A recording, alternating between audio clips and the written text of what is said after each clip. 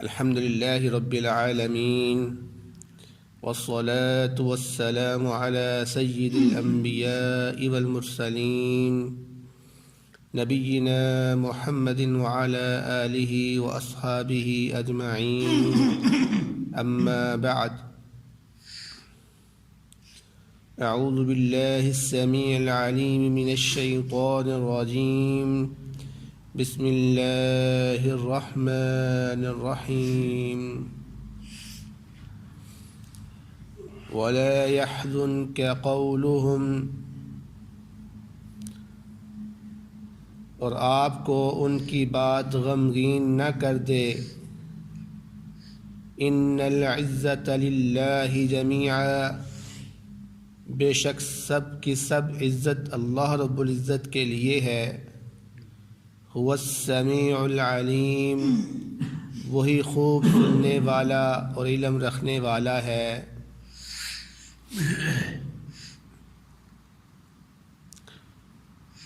سورۃ یونس کی آیت نمبر 65 آپ کے سامنے تلاوت کی گئی ہے۔ اس آیت مبارکہ میں اللہ رب العزت اپنے نبی حضرت محمد صلی اللہ علیہ وسلم کو تسلی دے رہے ہیں کہ آپ پریشان نہ ہوں، آپ غمگین نہ ہوں۔ کس بات کی تسلی دے رہے ہیں؟ اس بات کی تسلی دے رہے ہیں کہ کفار جو تھے، مشرکین مکہ جو تھے، وہ نبی کریم صلی اللہ علیہ وسلم کی باتیں سن کر آپ کو دیوانہ، آپ کو جادوگر، آپ کو کذاب کہنا شروع ہو گئے تھے۔ نبی کریم صلی اللہ علیہ وسلم ان کی باتیں سن کر پریشان ہو گئے تھے کہ یہ لوگ کب ہدایت پہ آئیں گے، یہ لوگ میری بات کیوں نہیں سمجھتے، یہ لوگ میرے مخالف کیوں چل گئے ہیں۔ تو اللہ رب العزت اپنے نبی کو یہاں پر تسلی دے رہے ہیں کہ اے میرے نبی حضرت محمد صلی اللہ علیہ وسلم، آپ پریشان نہ ہوں، آپ کو غم نہیں کرنا چاہیے۔ کیوں غم نہیں کرنا چاہیے؟ اس لیے کہ اللہ رب العزت نے فرمایا ان العزت للہ جمیعا، یہ تمام کا تمام جو غلبہ ہے، جو اقتدار ہے، وہ اللہ رب العزت کے ہاتھ میں ہے۔ کامیابی دینے والا اللہ رب العزت ہے، وہ آپ کو کامیاب کرے گا۔ جب ہر چیز کا نظام اس کے ہاتھ میں ہے، ہر چیز کی فتح اس کے ہاتھ میں ہے، تو وہ پھر آپ کو کامیاب کر کے ہی چھوڑے گا۔ آپ کو پریشان ہونے کی ضرورت نہیں ہے۔ یعنی ایسی بات نہیں ہے کہ آپ اپنی جو مہم ہے اس کے اندر آپ کامیاب نہیں ہو سکتے، نہیں، آپ کامیاب ہوں گے۔ آپ انتظار کریں مگر پریشان نہ ہو۔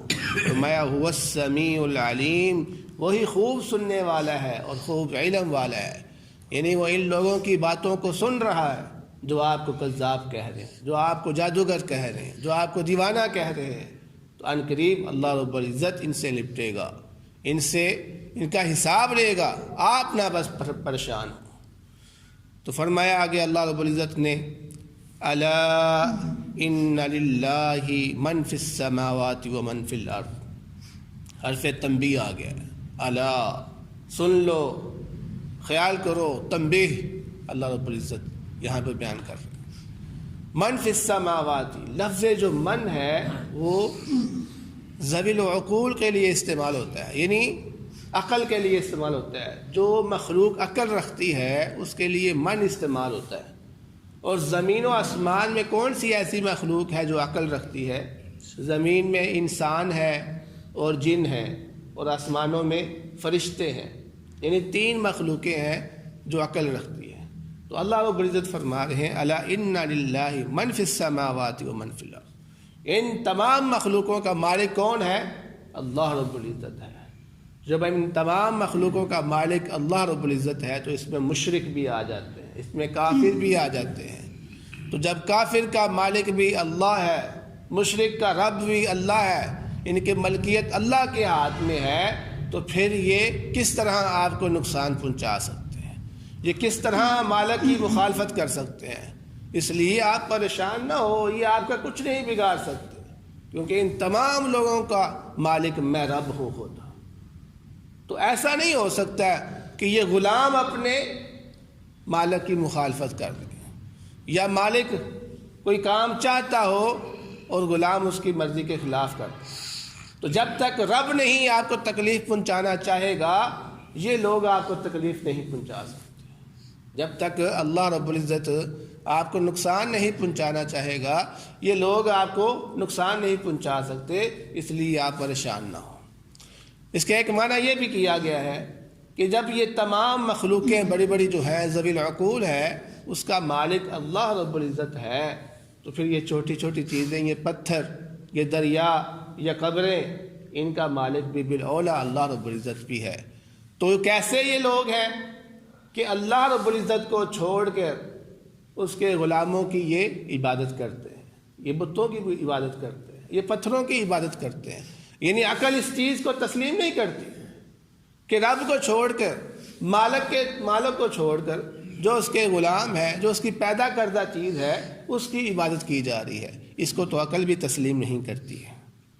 تو آگے اللہ رب العزت نے فرمایا وَمَا يَتَّبِعُ الَّذِينَ يَدْعُونَ مِن دُونِ اللَّهِ، اور وہ لوگ نہیں پیروی کرتے ان لوگوں کی جن کو وہ اللہ رب العزت کے علاوہ پکارتے ہیں، جو شرکاء ہیں اللہ رب العزت کے، حقیقت میں وہ ان کی پیروی نہیں کرتے.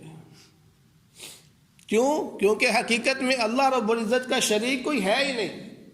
اللہ رب العزت تو اکیلا ہے ہر چیز کو پیدا کرنے والا. جب حقیقت میں اللہ رب العزت کا کوئی شریک نہیں ہے تو پھر وہ اللہ رب العزت کی شریک کی پیروی نہیں کرتے. تو پھر وہ کس کی پیروی کرتے ہیں؟ فرمایا وَمَا إِن يَتَّبِعُونَ إِلَّا الظَّنَّ، نہیں وہ پیروی کرتے مگر گمان کی، اپنے وہم کی، اپنے گمان کی پیروی کرتی ہے. گمان کا مطلب کیا؟ گمان کا مطلب یہ ہے کہ انہوں نے پتھر کو ایک شکل دے دی ہے اور وہ اپنے ذہنوں میں یہ سمجھ بیٹھے ہیں کہ شاید یہی ہمارا خدا ہے، یہ ہمارا خدا ہے. اور یہ سمجھنا کیا ہے؟ یہ ان کا وہم ہے، یہ گمان ہے. جبکہ حقیقت دیکھی جائے تو کیا یہ پتھر خدا ہے؟ پتھر تو کچھ بھی نہیں ہے. جو چیز خود بول نہیں سکتی، جو چیز خود حرکت نہیں کر سکتی، وہ خدا کیسے ہو سکتی ہے؟ تو عقل تو اس کو تسلیم نہیں کرتی. تو پھر وہ اس کی عبادت کیوں کرتے ہیں؟ اپنے گمان کے تحت وہ اپنے ذہن میں یہ چیز ڈالتے ہیں، تصور پیدا کرتے ہیں کہ جیسے یہ ہمارا خدا ہے. پہلے تصور کرتے ہیں، پھر اس کے بعد اس کی عبادت کرنا شروع ہوتے ہیں. میں نے اس کی مثال پہلے بھی آپ کو دی تھی کہ ایک پاگل ہوتا ہے، آپ دیکھتے ہیں بسا اوقات وہ دیوار کے ساتھ باتیں کر رہا ہوتا ہے، بسا اوقات اکیلا کھڑا ہے وہ باتیں کر رہا ہوتا ہے ایسے جیسے اس کے سامنے کوئی کھڑا ہے. کیا وجہ ہوتی ہے؟ اس کی وجہ یہ ہوتی ہے وہ تصور کرتا ہے اپنے ذہن میں کہ میرے سامنے کوئی کھڑا ہے، اس سے باتیں کرنا شروع ہو جاتا ہے وہ. تو یہ تصور ہوتا ہے. دیوار تو حالانکہ دیوار ہے لیکن وہ دیوار کو دیوار نہیں سمجھتا، وہ دیوار کو کوئی تصور کرتا ہے کہ جیسے کوئی بندہ ہے ہی میرے سامنے، اور تصور کرنے کے بعد پھر اس سے باتیں کرنا شروع ہو جاتا ہے. تو یہ کیا ہے؟ گمان ہے، ایک وہم ہے. آپ نے دیکھا ہوگا اکثر صوفیوں کو بھی، صوفی حضرات کیا کرتے ہیں؟ وہ کہتے ہیں ہم اللہ تعالیٰ سے باتیں کر سکتے ہیں، ہم اللہ کے نبی سے باتیں کرتے ہیں. بھئی کیسے باتیں کرتے ہو آپ؟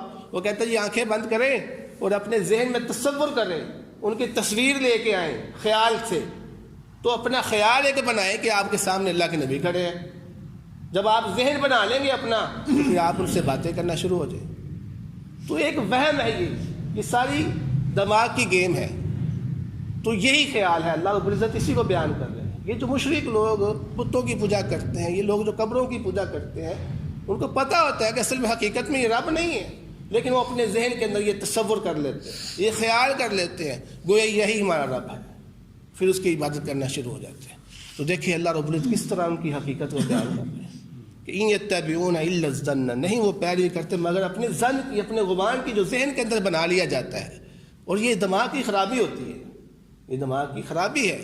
اگر اس تصور کو، اس خیال کو ہم دماغ سے نکال دیں، حقیقت ہمارے سامنے آ جاتی ہے کہ حقیقت اصل میں ہے کیا. تو اللہ رب العزت فرمائے وَإِنْهُمْ إِلَّا يَخْرُصُونَ، نہیں ہے وہ مگر اٹکل پچو لگانے والے. وہ تو تکے لگا رہے ہیں.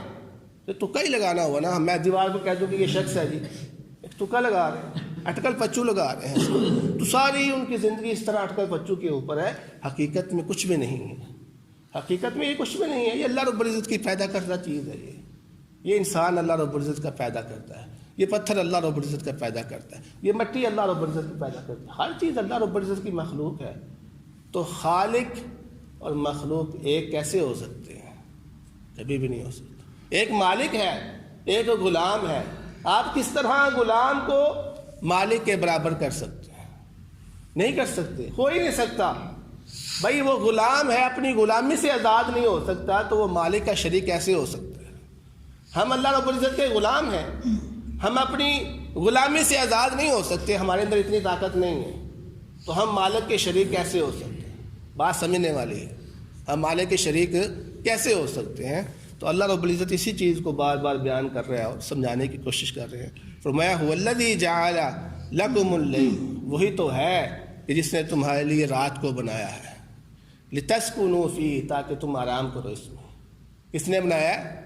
اس اللہ رب العزت نے رات کو بنایا تمہارے لیے تاکہ تم آرام کرو، تم سکون کرو اس میں۔ والنہار مبصرا، اور دن کو روشن بنایا ہے، دیکھنے والا بنایا ہے۔ کیوں؟ تاکہ تم اس میں کام کر سکو، محنت کر سکو۔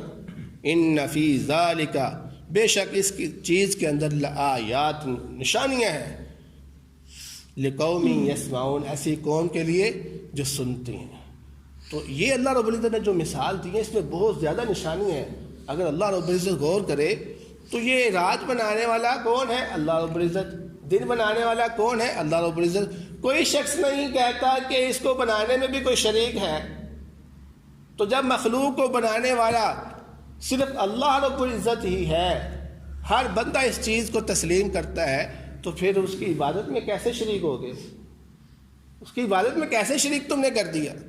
جب پیدا کرنے والا اللہ ہی ہے تو پھر عبادت کے لائق بھی صرف اللہ ہی ہے۔